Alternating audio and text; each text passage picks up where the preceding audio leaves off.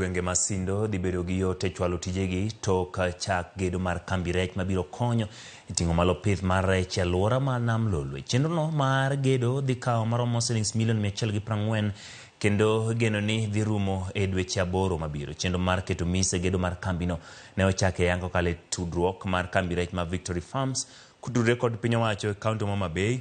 Gasisa CEO mar kambi ma Victory Farms okoni kambino biro bedo kaloso rech maromo tan 120 odiechieng' kodiechieng' kendo biro konyo jolupo ma osebedo ka ywak ewi deko chopo e chiro kalure gi nok mag kuonde ma ginyalo tere rechgi.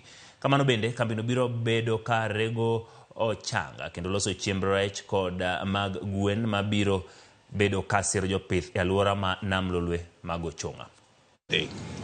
To Super Value Addition Center ni kendo biro bedo gi mashinde manyalo tuoyo ochonga kendo tuoyo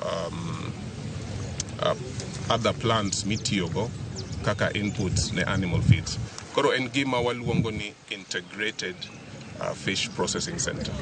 Super Value Addition Center ibiro ger e muda mar dweche 8 to wadwa yawe in February of 2026. Koro wan kaka sirikal mar Homa Bay County wasendiko chike ma ok kony Victory Farm kende to jokeno mamoko moikore biro keno Homa Bay wan gi thuolo mar ywayogi mondo gibi giken e yo mayot to ni mondo jowa mondo yud konyruok. To kaka kaunti wa mora ahinya nikech odhi provide opportunity mag tije ne nyithindwa kendo maendi biro dhi mabor empowering ngimagi mag jomatindo, mag mine kata mag youth.